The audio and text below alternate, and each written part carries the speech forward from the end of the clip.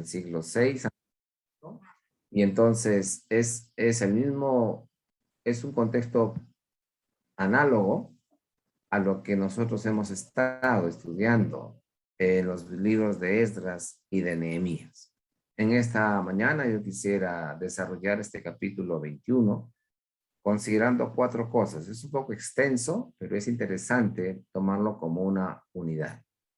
Hoy día veremos Daniel en el cautiverio a Babilonia. Y como usted ve ahí en la pantalla, en la diapositiva, el primer punto será referido a que Dios es soberano incluso en la tragedia de su pueblo. Lo vemos en los versículos 1 y 2. En segundo lugar, que debemos estar conscientes de las estratagemas, de las astucias, de las artimañas del mundo. ¿Sí? En tercer lugar, que debemos resistir la mundanalidad en nuestras mentes y deseos. El sistema del pensamiento del mundo debemos resistirlo. Y en cuarto lugar, la fidelidad de Dios, porque Dios honra a los hijos que le son fieles. En este sentido, yo quisiera con ustedes compartir estos 4 asuntos que refiere a esta porción de la escritura. Daniel. ¿Qué podemos referir acerca de Daniel? La palabra de Dios nos muestra, como ya hemos dicho, el escrito de este hombre se encuentra dentro del exilio babilónico. Es decir, ¿recuerda usted cuando leímos Esdras y Nehemías? En el libro de Esdras había un retorno decretado por Ciro. ¿Recuerda usted en Esdras capítulo 1? ¿Y qué dijo Ciro?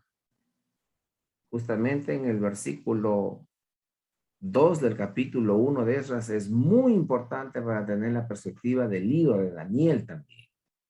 Así ha dicho Ciro, rey de Persia: Jehová, el Dios de los cielos, me ha dado todos los reinos de la tierra y me ha mandado que le edifique casa en Jerusalén, que está en Judá. El rey persa, Ciro, refiere a Dios que le ha dado los reinos de la tierra. Es importantísimo ahí. La soberanía de Dios en el mundo creado. Dios es soberano. Y sin embargo, en este exilio babilónico, que es el contexto de este libro, nosotros podemos ver que ya había sido anticipado por los profetas como Isaías, como Jeremías también. Y la pregunta es, ¿por qué? ¿Por qué tienen que ir al exilio? ¿Por qué tienen que ser exiliados los judíos? Y una de las cosas que tenemos que ver es porque el Señor castigó la rebeldía, la desobediencia, la infidelidad de su pueblo. Recuerda que Jeremías, casi 40 años testificando, hablando al pueblo, lo querían matar en un momento, ¿no? ¿Le hicieron caso a Jeremías? No. Bueno, ahora es el cumplimiento de ese exilio que había sido anunciado. Y ese exilio es el castigo contra el pecado del pueblo. Y también vemos otra cosa cuando nosotros nos aproximamos a la profecía del Antiguo Testamento. Prácticamente a Israel como nación llega, podríamos decir, a su fin. Porque vemos que en una u otra forma, una serie de monarcas toman a los judíos y los presionan, los oprimen, y este pueblo ya no es una nación independiente. ¿Por qué? Por su falta de obediencia, de fidelidad a Dios. Pero también este exilio nos enseña, vamos a ver varias cosas, aunque ya lo hemos dicho también en Esdras y en Nehemías, es una oportunidad para mostrarnos que Dios es un Dios poderoso y es el Dios del universo. Dios de dioses, Señor de señores. Porque estas naciones paganas que no conocían a Dios, escuchan por medio de los mensajes, de los discursos, en este caso Daniel, acerca de Dios, el Dios de las naciones. Y eso lo vamos a ver, por ejemplo, en el capítulo número 2, con la interpretación de el sueño de Nabucodonosor. Y después el hijo de Nabucodonosor, Belsasar, ¿no? Como lo vamos a ver un poquito más adelante. Y después con Darío también.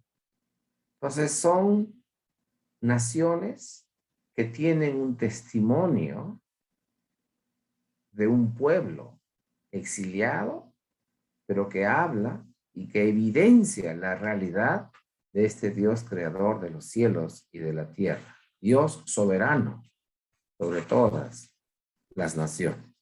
Entonces, este libro de Daniel, como decíamos, en una introducción preliminar para entender estos 12 capítulos, es un documento que ocurre en ese periodo del exilio.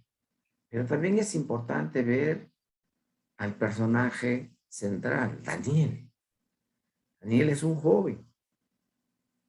Y a lo largo del libro vamos a ver cómo pasan prácticamente 7 décadas de lo que Daniel tiene un mensaje en un primer momento y luego tiene un mensaje casi 70 años después.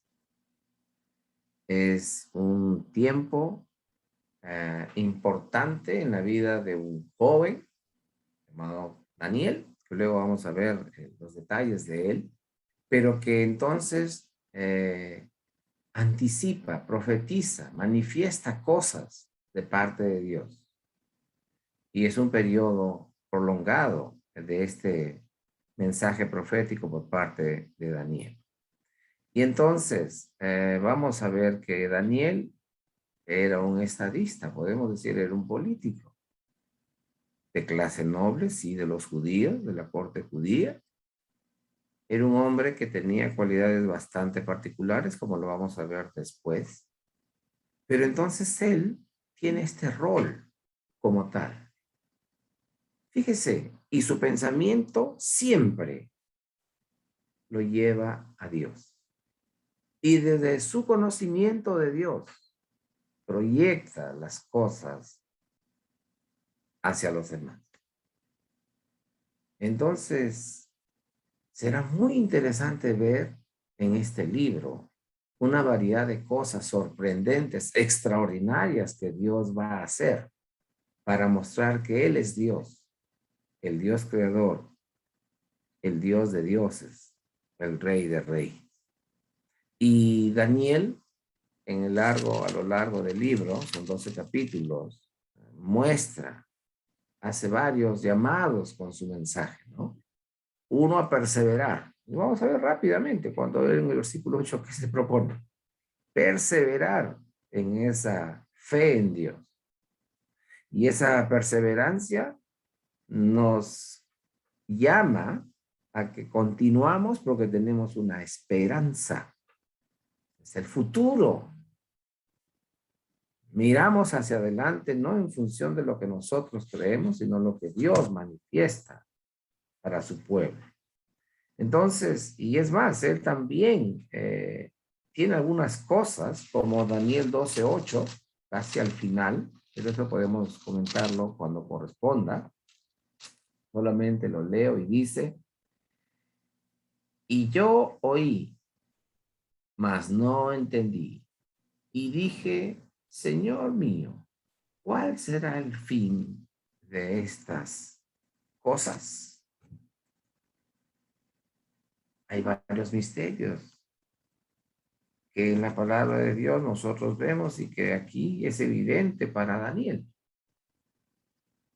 ¿Se acuerda lo que dice Deuteronomio 29:29? Y hay cosas que no vamos a comprender y son reservadas por el Señor, porque así el Señor lo ha establecido. Y vamos a leer Deuteronomio 29:29. Entonces no es que de pronto sufren estas cosas. Deuteronomio 29 dice, las cosas secretas pertenecen a Jehová nuestro Dios. Mas las reveladas son para nosotros y para nuestros hijos para siempre, para que cumplamos todas las palabras de esta ley. Entonces, es importante ver aquí, si Daniel no pudo entender los detalles, sí tenía una visión global del todo, en general. Y eso ayuda mucho en la perspectiva y en la esperanza, en la fidelidad que uno, como hijo de Dios, encuentra en la palabra de Dios y debe tener. Entonces, es importante también entender esa adoración y esa alabanza a Dios en nuestra vida, en los momentos tan particulares como pueden ser las adversidades. Y aquí vemos un caso. Entonces, vayamos al libro de Daniel. Podemos dar mucho más referencia para la parte introductoria, pero lo iremos haciendo a medida que vamos avanzando en el capítulo, en el libro, perdón. Entonces, veamos en primer lugar los versículos 1 y 2. ¿Y qué dice versículos 1 y 2? En el año tercero del reinado de Joacim, rey de Judá, vino Nabucodonosor, rey de Babilonia, a Jerusalén, y la sitió. Y el Señor entregó en sus manos a Joacim, rey de Judá, y parte de los utensilios de la casa de Dios, y los trajo a la tierra de Sinar, a la casa de su Dios, y colocó los utensilios en la casa del tesoro de su Dios. ¿Qué podemos ver aquí? Hay una expedición de Nabucodonosor contra Jerusalén, por supuesto. Ahí lo vemos. Y dice que sitió Jerusalén. Pero leamos lo que dice el versículo 2. Y el Señor entregó en sus manos. Y el Señor entregó. Es importante entender esto. El Señor es soberano, incluso en esos momentos de adversidad, hemos dicho, de tragedia. Y no debemos perder la perspectiva, la fe, la confianza, la perseverancia, la fidelidad en Él. Esa esperanza que no avergüenza, dice la palabra. ¿Y qué pasó aquí? Bueno, ¿cuáles habrían sido las políticas exteriores, el manejo, la proyección de Nabucodonosor como gran imperio antiguo? Por supuesto, quería tener todas las naciones bajo su dominio. Por supuesto que sí. Y en su mirada, ¿quién estaba? Jerusalén, pues. Pero es algo importante aquí. Dice que el Señor entregó en sus manos a Joacim, rey de Judá. Entonces, es importante, si revisamos las profecías de Isaías y de Jeremías, había una advertencia: si el pueblo se olvida de Dios y el pueblo se mata a los dioses paganos, Dios va a castigar a su nación. Y definitivamente lo que pasa con ellos es algo terrible. Imagínense una invasión a nuestro país. Y una invasión es así pacífica. Bueno, a ver qué le parece, conversemos. Hay ahí una situación bastante particular. Y entonces aquí el Señor entregó en sus manos a Joacim, dice, rey de Judá. Vemos que no hay aquí la violencia, pero aquí hay algo importante. El Señor dirige. Sí, es un exilio. Sí, pues. Sí, es una situación adversa. Sí, pues. Es un cautiverio. Sí, pues. Pero mire cómo el Señor interviene de una manera tan particular, como si nosotros revisamos. Mira, hay varias referencias que podemos hacer en otros pasajes de la Biblia, como podemos verlo en Génesis, en el capítulo número 10. ¿Se acuerda qué torre hay ahí? Una torre de Babel, 10-11. Y entonces, recuerda usted, edifiqué, versículo 4 que dijeron, edifiquemos una ciudad y una torre cuya cúspide llegue al cielo y hagámonos un nombre por si fuéramos esparcidos sobre toda la faz de la tierra. Y recuerda la intervención del Señor y cómo el Señor confundió, como dice el versículo 9. Por esto fue llamado el nombre de ella Babel, porque allí confundió Jehová el lenguaje de toda la tierra y desde allí los esparció sobre la faz de toda la tierra. ¿Quién tiene el control de las cosas? ¿Quién tiene propósitos sobre su creación? Es el Señor.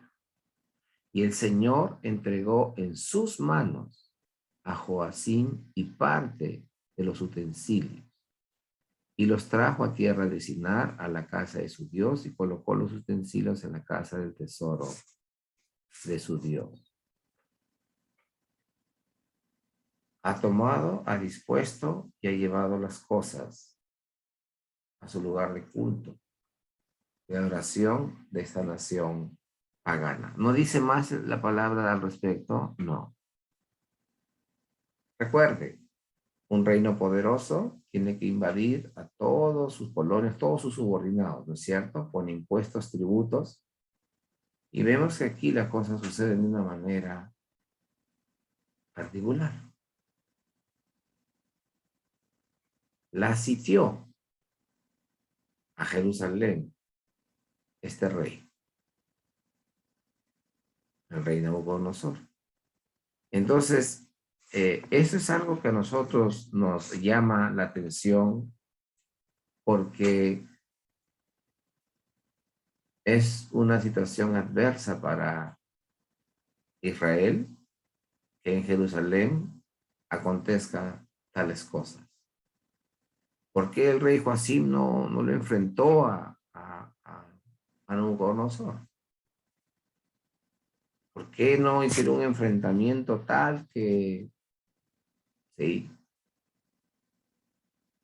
tal vez para poner imágenes y cuadros para nosotros? Una potencia mundial en nuestro país, ¿cuál es? Ya, la que usted tenga en mente. Póngalo como un país pequeño en cualquier parte del mundo que no tenga ese reconocimiento como tal y se enfrentan. ¿Cómo queda el país menos poderoso, por decirlo de una manera, frente al poderoso? ¿Habría un exterminio total? Entonces la estrategia política de parte de ellos, ¿cuál era? Ir, tomar la ciudad y ir sacando las cosas. Pero, mire, el Señor interviene de una manera tan particular que nos sorprende. No es la historia del Perú, por determinados territorios. Ha sido así entrega pacífica, ha sido sin ningún derramamiento de sangre. ¿Cómo ha sido? Lo que vemos en el mundo. ¿Cómo es? El pueblo de Dios le dio la espalda a Dios. Y Dios lo advierte varios años, varias décadas. Lo advierte, lo advierte, lo advierte. El pueblo no hace caso. Bueno, la disciplina es una parte de la administración de Dios para con su pueblo y señal que verdaderamente ama a su pueblo y lo corrige de su error. Es muy interesante ver esto, por un lado, pero también tenemos que considerar aquí, del versículo 3 al versículo 7.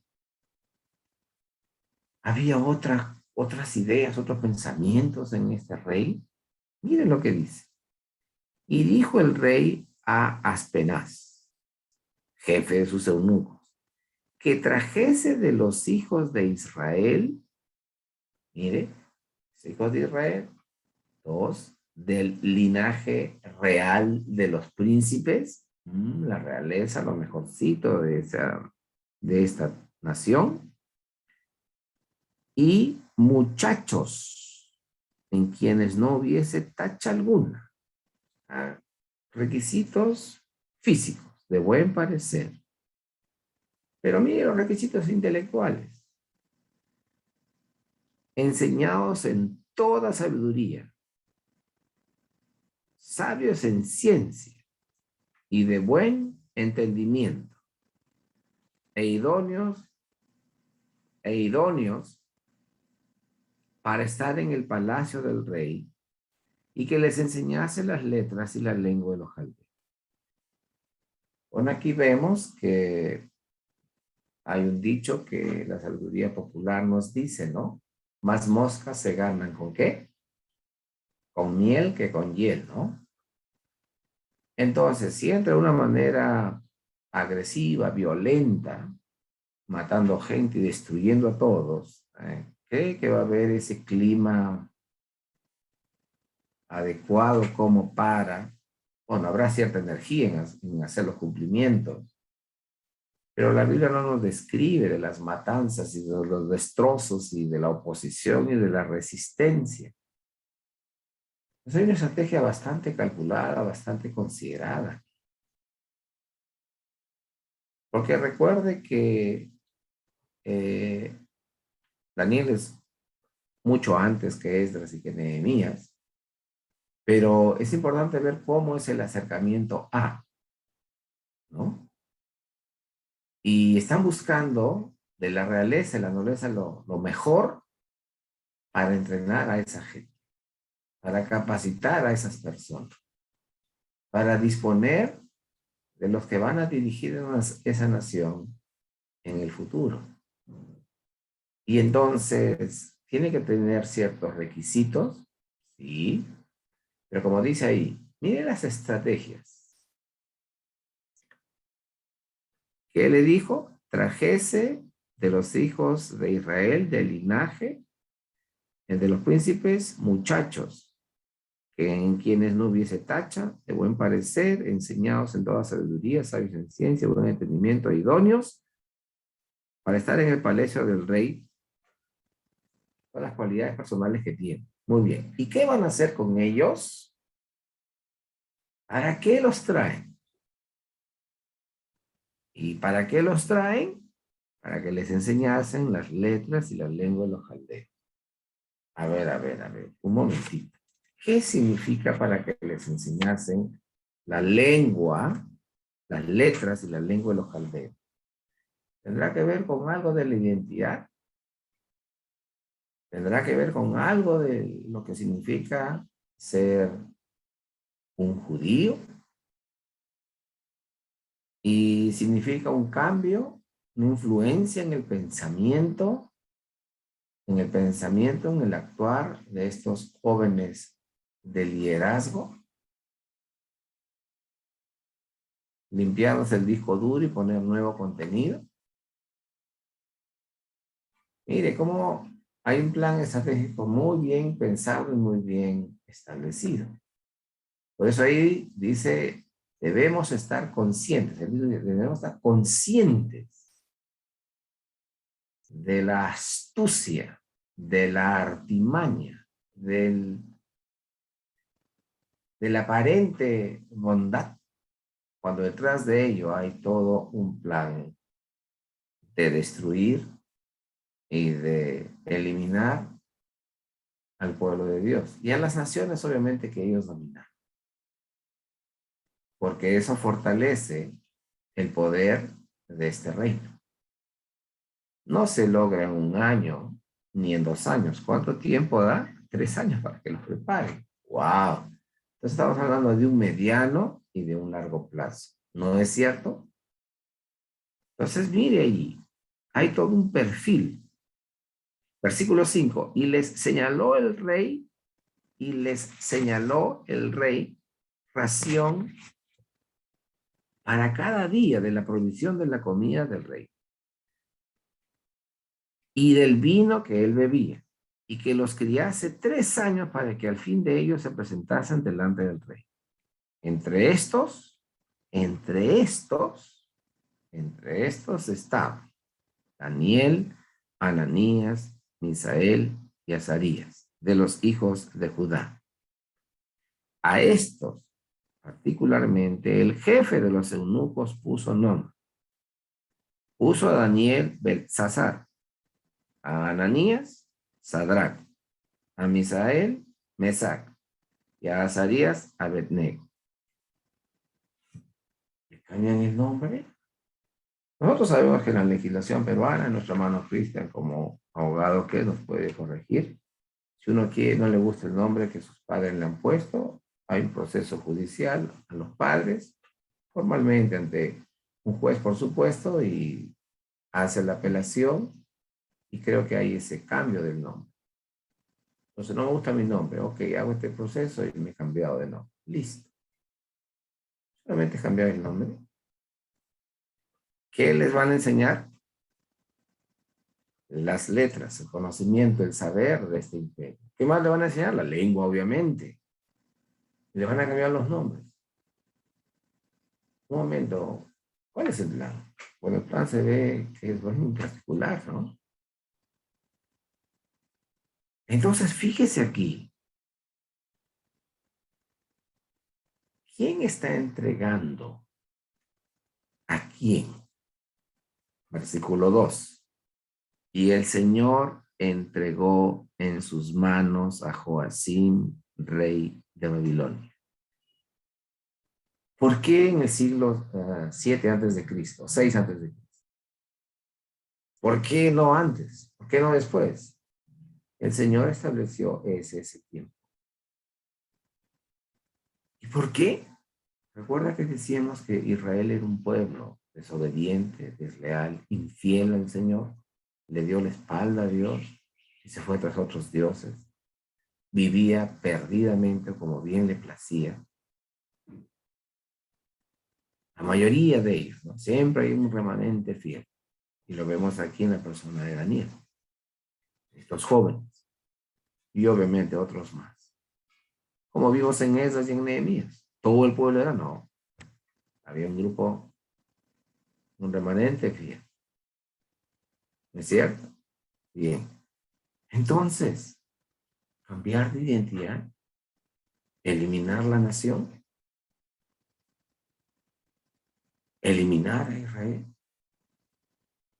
Y eso nos deja algunos pensamientos. Recuerda qué dijo Dios a Adán en el huerto del Edén. Es importante, hermanos. Génesis 3:15. Y pondré enemistad entre ti y la simiente, y entre tu simiente y la simiente suya. Esta te herirá en la cabeza y tú te herirás en el calcañar. Este pacto de gracia anticipa la obra de Cristo en la cruz del Calvario. El maligno, sí, simiente la serpiente, herirá en el calcañar. El Señor Jesús murió, sí, así fue establecido. Y dice Pedro, no vio corrupción, no vio corrupción. El Señor muere un viernes, como dice la Escritura, antes del día de reposo, y el Señor el día domingo, después del día de reposo, el domingo, muy temprano, fueron al sepulcro y el Señor no estaba. ¿Y qué les dijo el ángel a las mujeres? ¿A quién buscáis? A resucitar. El Señor resucitó. Lo que quiere decir aquí es que Dios manifiesta que en el obrar del hombre, el hombre fracasó, desobedeció. La gracia de Dios es tal que en Cristo redime y salva a su pueblo de sus pecados. Bendito sea Él. Israel, cuando Dios llama a Abraham, ¿recuerda qué le dice? En ti serán benditas todas las naciones, todas las familias de los pueblos. Génesis 12, versículo 1, 2 y 3. ¿Recuerda? ¿Y qué significa eso? Significa que hay un pueblo que Dios ha escogido. Y está en todas las naciones del mundo. Abraham, estamos hablando de cuántos siglos, muchos siglos atrás. muchos siglos, varios milenios. Pero la palabra del Señor, para el tiempo de Daniel, también está vigente. Y tiene un pueblo. Y ese pueblo ha sido desleal, desobediente, infiel, que ha hecho el Señor advertido por los profetas, llamándoles al pueblo a volverse al Señor. ¿El pueblo obedeció? No. ¿El pueblo fue llevado al exilio? Sí. Es lo que estamos viendo ahora. Pero mire lo que quiere hacer Babilonia: desaparecer a las naciones, trabajando con su gente pensante, trabajando con la gente que tiene ascendencia, influencia en el pueblo. Entonces comienza a trabajar con toda la información de esta nación, y ellos tienen que trabajar en términos de esta nación, de este imperio. Entonces le cambiaron el nombre a ellos. Ahí está la estratagema, ¿no? ¿Cómo hacemos? Hoy día, siglo XXI, ¿cómo podría ser esto? ¿Quién trabaja con las mentes de nuestros jóvenes una buena cantidad de horas en cierto periodo durante su vida? ¿Quiénes? Es difícil identificar, ¿no? Los centros de formación profesional. ¿Y qué contenidos meten en la cabeza de los chicos? No hay Dios. Dios está muerto. Lo estoy diciendo en forma media humorística, pero no es eso lo que se vende. Consideran en su currículum ese principio de Dios, la realidad de Dios, los principios éticos, morales. En el papel sí, y en la práctica. Entonces nuestros jóvenes, hay que tener cuidado ahí. Están siendo bombardeados con un humanismo, puede ser ateo, cualquier tipo de humanismo, una variedad increíble, materialista, lo que sea. Pero Dios no está al centro de ese conocimiento. Entonces, ¿cómo se conserva un joven de no ser influenciado o cambiado o confundido en su percepción de fe? Leemos la palabra, estudiamos la palabra. Tenemos ahí un vacío, hermano. Tenemos que leer la palabra como familias todos los días. ¿Cómo alimentamos nuestra mente de la palabra de Dios? Con la palabra de Dios. En la palabra de Dios está registrado el mensaje de nuestro Dios, el consejo de nuestro Dios, la advertencia de nuestro Dios, las bendiciones de nuestro Dios. Pero si no lo estudiamos, vamos a ignorarla. Vamos a tener un desconocimiento tremendo. Y nuestra mente, ¿de qué sí está influenciada? De todo el pensamiento humano. ¿Está Dios ahí? Dios. ¿Se acuerdan esta peliculita, la serie de Dios no está muerto, la número 1, como el profesor se burla del muchacho? Entonces, los que hemos participado de esta realidad, a veces hemos sufrido esa burla, ese menosprecio, ¿no? ¿Sí? Ahora debe ser más cuidadoso, más atinado, pero está allí. Entonces, fíjese lo que pasa con Daniel, con Ananías, con Misael, con Azarías.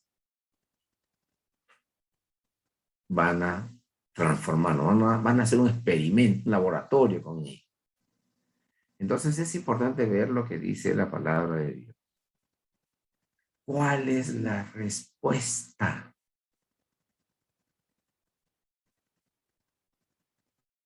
Mire, ¿cuál es la reacción? Y lo vemos del versículo 8 al 16. Y Daniel propuso en su corazón no contaminarse con la porción de la comida del rey, ni con el vino que él bebía. Pidió, por tanto, al jefe de los eunucos que no se les obligase a contaminarse. Y puso Dios a Daniel en gracia y en buena voluntad con el jefe de los eunucos. Estas cosas providenciales, ¿quién obra? Dios. Y puso Dios a Daniel en gracia y en buena voluntad a Daniel con el jefe de los eunucos. Se ha establecido entonces que ellos puedan ser entrenados por 3 años. Pues serán presentados al rey. 3 años. ¿Cuántos días son, hermanos? 365 por 3, más de 1000 días, ¿no? Wow. Vemos la primero que manifiesta Daniel. Propuso en su corazón no contaminarse. Hasta ahí nomás.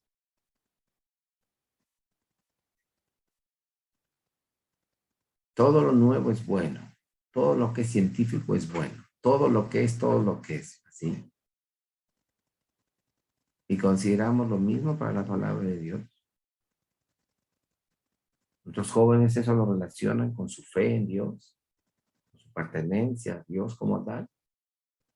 Los hermanos mayores, las hermanas, los niños. Así los educamos, así los instruimos. Mire qué interesante Daniel. Daniel es vamos a ver aquí después cuando lo ponen en todos juntos, llevado al rey. Es un estadista, es un político en realidad. Estoy diciendo politiquero, político, es distinto. Entonces, él propuso en su corazón no contaminarse. ¿Y por qué piensa así? Estaba considerando lo que podría pasar. Estaba considerando las implicaciones que hay. Y Daniel era un hombre de 40 años. ¿Qué edad tenía Daniel? Es un muchacho. No eran los requisitos que sea un muchacho. Versículo 4. 15 años, 20 años. Interesante. Un joven.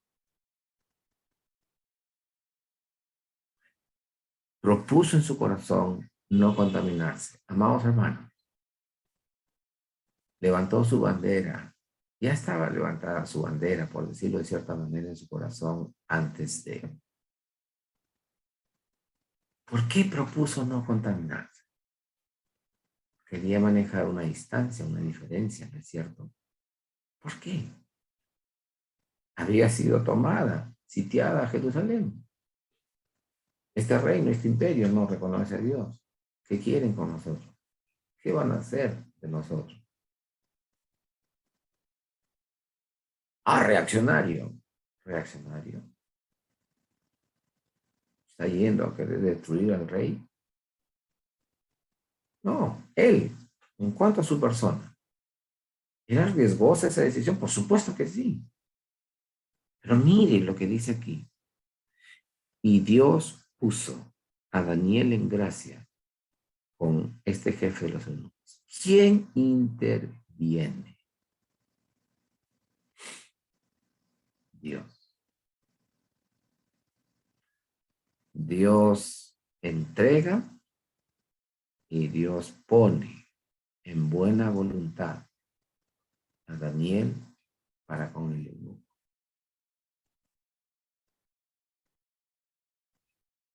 Ese es un elemento que no está en nuestra estrategia.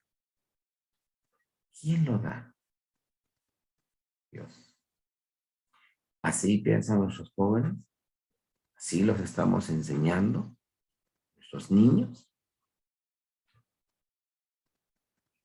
Es el consejo de Dios el que está ahí normando el actuar de este joven Daniel. ¿Y qué dice? Y dijo el jefe de los eunucos a Daniel: temo a mi señor el rey, que señaló vuestra comida y vuestra bebida, pues luego que él vea vuestros rostros más pálidos que los de los muchachos que son semejantes a vosotros, ordenaréis para con el rey mi cabeza. Era un altísimo riesgo para el eunuco. Claro que sí. Ya, Daniel, si eres fiel al Señor. Tenía conocimiento de lo que significaba una buena dieta. Tenía conocimiento de lo que significaba alimentarse con, como dice aquí, con con las plantas, con las hierbas, legumbres. ¿Cuánta vitamina hay ahí? Oh, no me gusta. No nos gusta, pues. Tal vez por ignorancia, no sé. Pero no fuimos enseñados desde pequeños, desde niños, a comer lo que Dios nos ha dado, lo que produce la tierra. Fíjese, y el eunuco le pone entonces la advertencia, le dice, podemos tener un problema acá y yo muero. Pero había esa disposición que Dios había puesto a Daniel con respecto al jefe de los eunucos. Comercialmente ese valor agregado. Pero ¿qué dice el versículo 11? Entonces dijo Daniel a Mensar, que estaba puesto por el jefe de los eunucos sobre Daniel, Ananías, Misael y Azarías. Te ruego que hagas la prueba. No, no, pongo, así ha dicho mi Dios. No. Te ruego, que se enaltece. No, ¿qué haces? Se humilla, te ruego, te suplico, te pido, por favor. Miren, uno dice son gestos, son actitudes que detrás tienen todo un sistema de pensamiento. Y no es apariencia, es dependencia de Dios. Te ruego que hagas la prueba con tus siervos, en su lenguaje para él. Si funciona, no pasó nada. Si no funciona, ya pues te engañé. Y no hay tensión, no hay presión, no hay condicionamiento. Te ruego, haz una prueba. Son 1060 y pico días que vamos a estar en la preparación. Solamente pido 10. No te pido 3 meses, 90 días, no. 10 días. Hermanos, ¿qué tal el efecto para nuestras dietas, no? Te ruego que hagas la prueba con tus siervos por 10 días y nos den legumbres a comer y agua a beber. Compara luego nuestros rostros con los rostros de los muchachos que comen de la ración de la comida del rey y haz después con tus siervos según veas. O sea, tú decides. Pero observa, lo comenzó a palabrear, que lo comenzó. No, no, no. Sencillez en la palabra y profundidad en la intención del corazón. Y compara tú después, 10 días, 10 días. Van a ver al rey después de 3 años. Ok, pero claro, no es que no lo van a ver, pero no va a ser la presentación inmediatamente. Ok. Consintió pues, versículo 14, con ellos en esto y probó con ellos 10 días. Probó. ¿Me estaba de acuerdo? No, probó. A ver, vamos a ver cómo va. Cómo el Señor interviene y cómo el Señor pone las condiciones y las circunstancias a favor de sus siervos, de estos 4 jóvenes. ¿Y qué dice? Y al cabo de, versículo 15, y al cabo de 10 días, pareció el rostro de ellos mejor y más robusto que el de los otros muchachos que comían de la porción de la comida del rey. ¿No se supone que al rey se le trae lo mejorcito? Sí, lo más rico. Sí, lo más rico. Lo más agradable. Lo más agradable. Lo más vistoso. Lo más vistoso. Y póngale todos los calificativos. Voy a hablar en términos de estos hechos. ¿Cuánto de colesterol va con ahí en todo lo que están comiendo? ¿Cuánto de alcohol va por ahí? O sea, si uno comienza, hay un nutricionista, lee esto y dice, comida sana, es saludable. Y la palabra de Dios lo evidencia.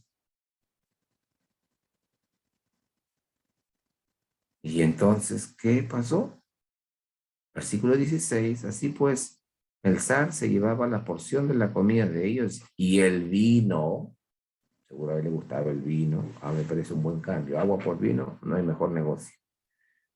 Y les daba legumbres. A estos 4 muchachos Dios les dio conocimiento e inteligencia y todas las letras y ciencias, y Daniel tuvo entendimiento en toda visión y sueños. Miren lo que dice aquí. Le dio las legumbres. No le dio vino, no, agua. Y el resultado fue más que evidente. ¿Cómo sabía esto Daniel? ¿Cómo tenía conocimiento de esto? Información, ¿no? Información en su vida oportunamente. Propuso en su corazón no contaminarse. Hay una disposición basada en un principio de fe, en la esperanza que Dios obre, porque Dios tiene un pueblo. Y hay algo que no lo he dicho en la introducción, y es una omisión mayúscula. Israel esperaba el Mesías. Lo aludí en forma tangencial, pero debo decir algo más. Ya desde el Edén, ya con Noé, con Abraham, con Moisés, con David, en ese pacto de gracia que vemos del Señor, se habla de la salvación de un pueblo, el pueblo de Dios, y todos apuntan a Cristo. Entonces, podemos ver aquí que verdaderamente hay una realidad de vivir la vida de manera diferente, porque hay un propósito diferente, hay una esperanza diferente, hay una lealtad al Señor. Y en este exilio, Dios también manifiesta a su pueblo la necesidad de esperar al Mesías, la esperanza de tener al Mesías con ellos. Y también eso se da. Entonces, fíjese aquí, estos jóvenes, primero, participan de una selección a criterio del rey, y una vez seleccionados, hay disposición para hacer las cosas como corresponde. Y no termina ahí el pasaje. Del 17 al 21, a estos 4 muchachos Dios les dio conocimiento e inteligencia en todas las letras y ciencias, y Daniel tuvo entendimiento de toda visión y sueño.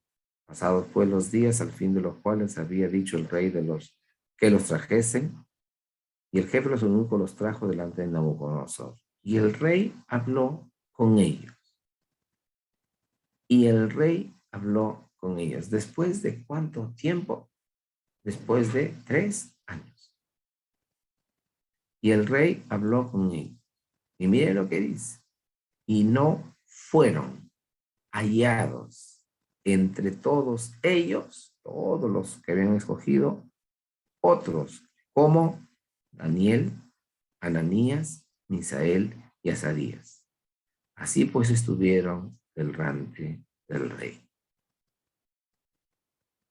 No fueron hallados otros como ellos, pero ¿qué particularidades tenían? Bueno, ahí dice en el versículo número 4, muchachos de buen parecer, enseñados en toda sabiduría, sabios en ciencia, de buen entendimiento, idóneos para estar en el palacio del rey, y que se les enseñase las letras y la lengua de los gentiles. El siguiente versículo 20 nos dice algo. En todo asunto de sabiduría e inteligencia que el rey les consultó, los halló 10 veces mejores que todos los magos y astrólogos que había en todo su reino. 7 muchachos, estos jóvenes, que ver, nada que ver mis magos, nada que ver mis astrólogos, han fallado, puede ser.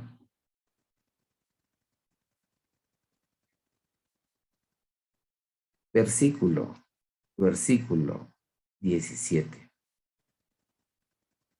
A estos 4 muchachos, Dios les dio.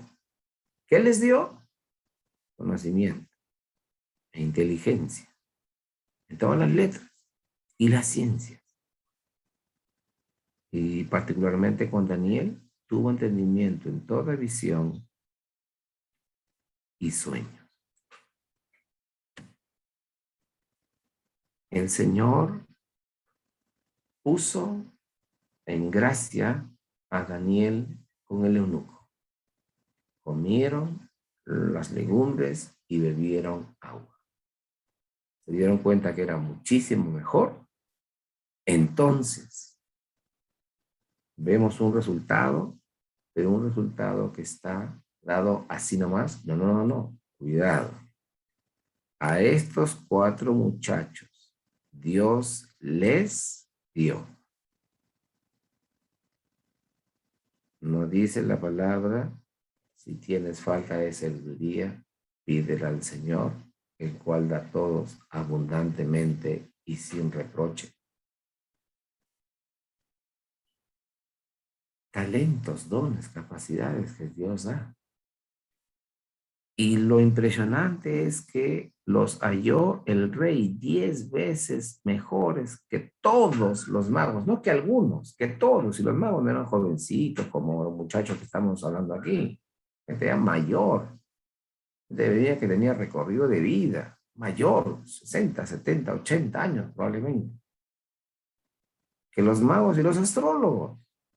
Y cuanta cosa pudiesen artificialmente hacer y manipular situaciones y circunstancias que frente a la realidad de un hecho de saber qué significan las cosas que están pasando, como dice aquí el juez, el rey les preguntó, eran incomparables. Ellos honraron a Dios. ¿Qué hizo Dios con ellos frente al rey? Los honró también. Yo honro a los que me honran. Así dice la palabra del Señor. Hermanos, ¿qué nos enseña este pasaje? Es un poco amplio, pero hemos tratado de indicar los aspectos aquí. Nuestro Dios es un Dios todopoderoso. Y para con su pueblo tiene tiempos y momentos en el cual obra. El pueblo de Dios le dio la espalda al Señor. El Señor castigó a su pueblo, los llevó al exilio. Sin embargo, no los abandona. Ahí está su fidelidad. Ahí está con él, con su pueblo. Y dentro de la providencia y los planes del Señor, el Señor va a obrar con estos jóvenes, particularmente con Daniel. Este imperio quiere cambiarles la identidad, quiere meterles otros conocimientos, quiere meterles otras cosas para que ellos sirvan a ese imperio. Estamos viendo el obrar de Dios en medio de ellos. Dios interviene para que haya un buen clima entre el eunuco y Daniel y permite que se haga algo que marca una diferencia. Daniel propuso en su corazón no contaminarse con nada del imperio, con el estilo y las formas del imperio. Lo vamos a ver más adelante.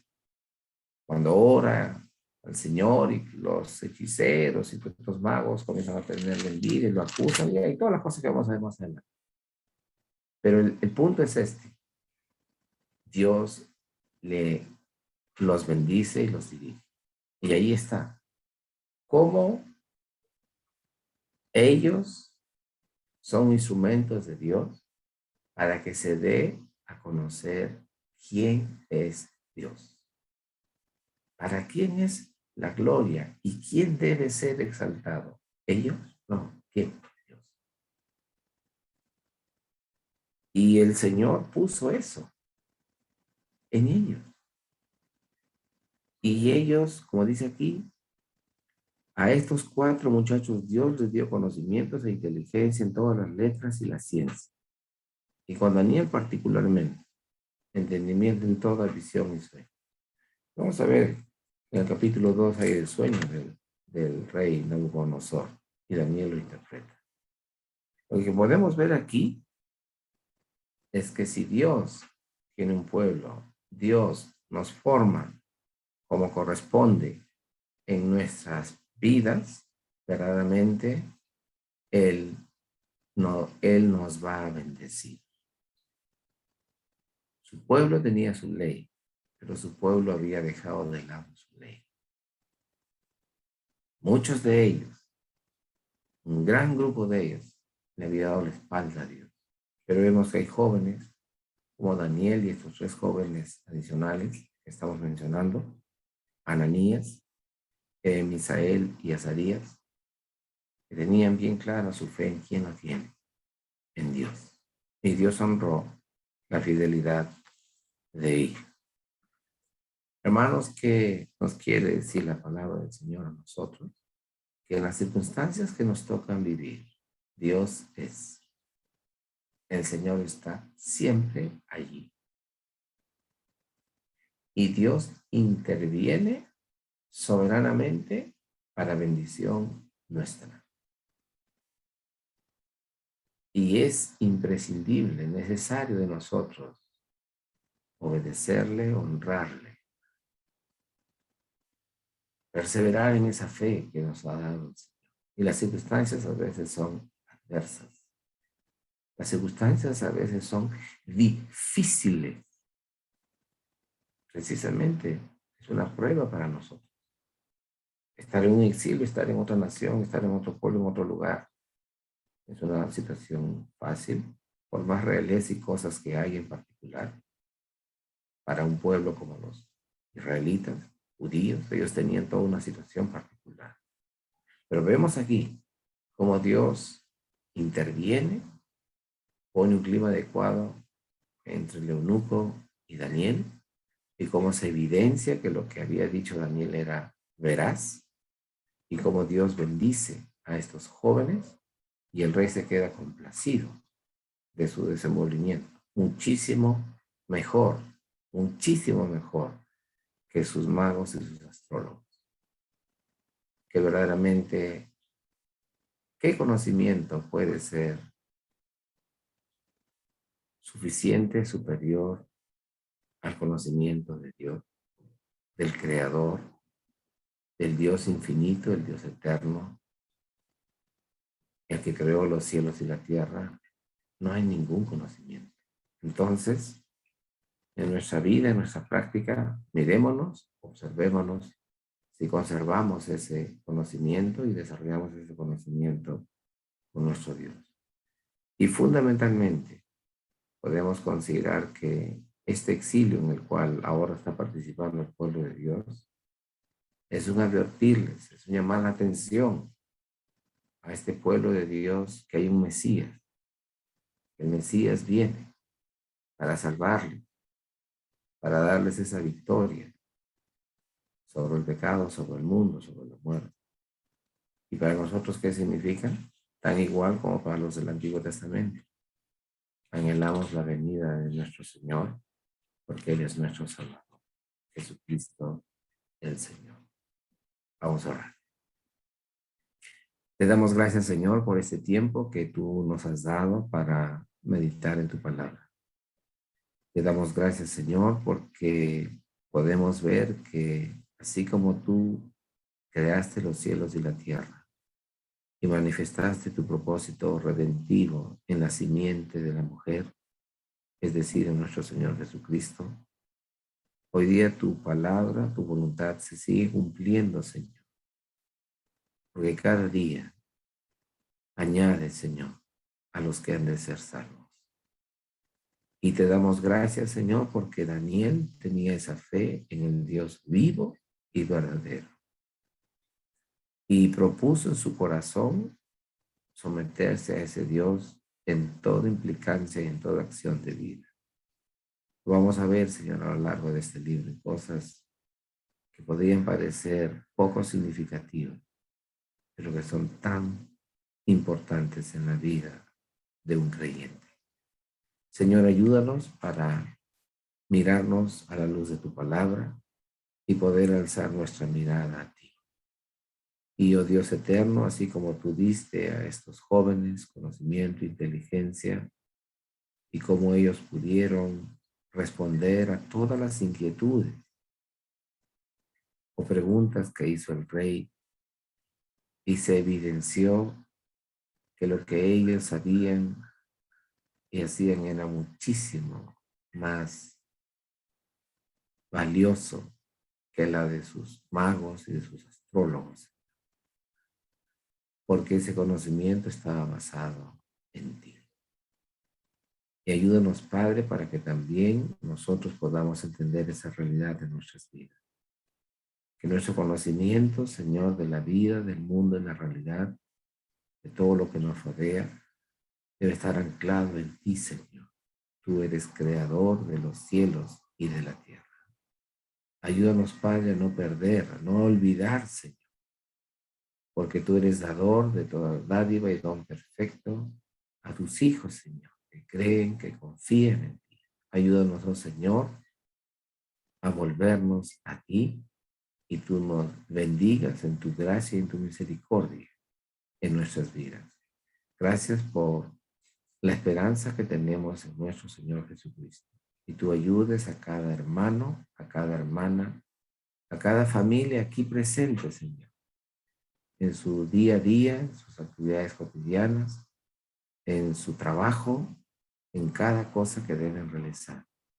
Que el conocimiento tuyo, Señor, la comunión contigo, la realidad de esta experiencia con Cristo, sea una constante en sus vidas para testimonio y edificación de ellos también cada día. Te agradecemos, Señor, y tenemos esa esperanza de cielos nuevos y tierras nuevas en Cristo Jesús, en cuyo nombre oramos así.